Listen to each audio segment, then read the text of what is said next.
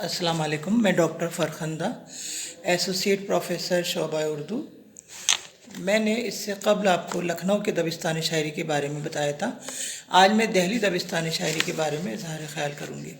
मैंने आपको पहले भी बताया था कि दिल्ली 7 दफ़ा उजड़ी है और अदब पर हालात का बहुत असर होता है। अदब और ज़िंदगी का बहुत ज़बरदस्त ताल्लुक़ है कि हम वही अदब लिखते हैं जो हमारे आसपास हमारे माहौल में रोनुमा होता है, और हम जिन हालात और जिन मुशाहिदात से गुज़रते हैं, मुशाहिदा कहते हैं तजर्बे को, हम जिन हालात और जिन मुशाहिदों से गुज़रते हैं वही अपनी तख्लीक़ में शामिल करते हैं, यानी शेर व अदब में शामिल करते हैं।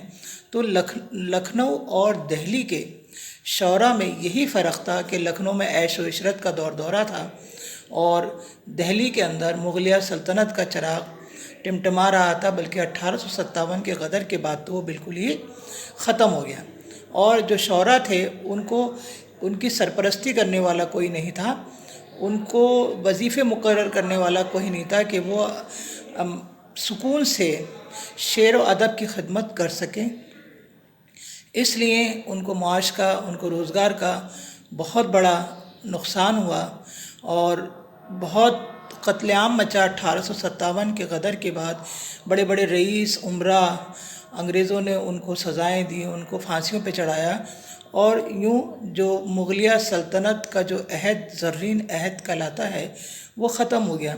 तो लखनऊ वाले और दिल्ली वालों में यही फ़र्क है कि जहाँ गम, परेशानियाँ, हालात की नामेहरबानियाँ ये सब होती हैं, तो वहाँ के लोग जो हैं वो किस तरीक़े से गुजारा करते हैं ये आपको मालूम है कि फ़ौरन अल्लाह याद आ जाता है, इंसान के अंदर सोज़ व गुदास पैदा हो जाता है, उसके दिल में नरमी पैदा हो जाती है, वो तसव्वुफ़ की तरफ झुक जाता है, वो फ़लसफ़ियाना बातें करने लग जाता है। तो यही शायरों में भी और शेर व अदब में भी रोनुमा हुआ। और लखनऊ के अपोज़िट या लखनऊ के बमुकाबिल जो दिल्ली के जो शौरा थे उनके कलाम में यही ख़ुसूसियत पाई जाने लगी जो मैंने अभी आपको बताई हैं। तसव्वुफ़, अखलाक़ियात, फ़लसफ़ा, ये सारी चीज़ें जो थी वो सोज़ गुदास पाई जाई। मीर को तो शायरी सोज़ गुदास का कहा जाता है। मीर की शायरी में सोज़ गुदास बेपनाह है, क्योंकि मीर ने बहुत बुरे हालात देखे और उनका सामना ज़्यादातर परेशानियों से रहा। इसलिए मैंने आपको पहले बताया था कि दिल्ली दबिस्तान और लखनऊ दबिस्तान कैसे वजूद में आया कि जब दिल्ली के शौरा लखनऊ की तरफ मुंतकिल हुए और वहाँ पर उन्होंने देखा कि वहाँ के लोगों का सोचने का अंदाज़ अलग है और वहाँ के शौरा का भी सोचने का अंदाज़ अलग है, इसलिए वहाँ पर लखनऊ और दबिस्तान शायरी के जो फ़र्क वाज़े महसूस होता है हमें, वो सब वहाँ नज़र आता है। तो दिल्ली के जो शौरा थे, मशहूर शौरा थे, मीर गालिब, शेफ्ता, मोमिन। आपने देखा होगा कि उर्दू अदब में इनकी शायरी जो है वो बहुत बुलंदियों पर पहुंची हुई है और उर्दू शायरी का ज़र्रीन अहद कहलाता है। ये इसलिए कहलाता है क्योंकि वहाँ के शौरा के यहाँ पर जो दाखिली कैफियत का इजहार है वो बहुत ज़्यादा पाया जाता है, और वही शायरी जावेदा होती है या वही शायरी कामयाब होती है जो कि दाखिली कैफियत की मज़हर हो, यानी जिसमें दाखिली कैफियत का इज़हार हो। यानी इंसान ने जो कुछ तजर्बा महसूस किया हो, जो मुशाहिदा महसूस किया हो, जब वो इसको लिखता है तो वो दिल से लिखता है बनिस्बत सुनी सुनाई बातों के। इसलिए दिल्ली का दबिस्तानी शायरी और लखनऊ दबिस्तानी शायरी में ये फ़र्क वाज़ेह हुआ। हिंदुस्तान में मुग़लिया दौर में फ़ारसी शायरी का रिवाज था।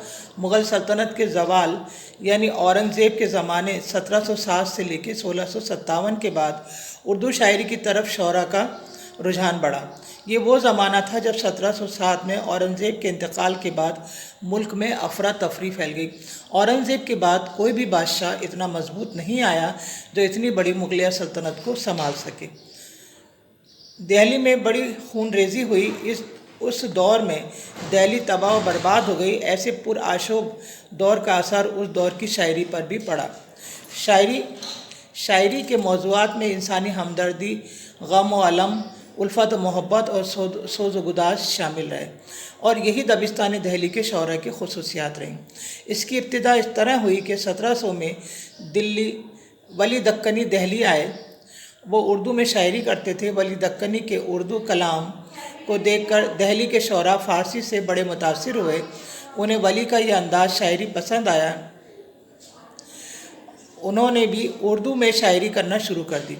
इन शायरों में आबरू, हातम, शाकिर, नाजी, मजमून, बयान और शामिल थे।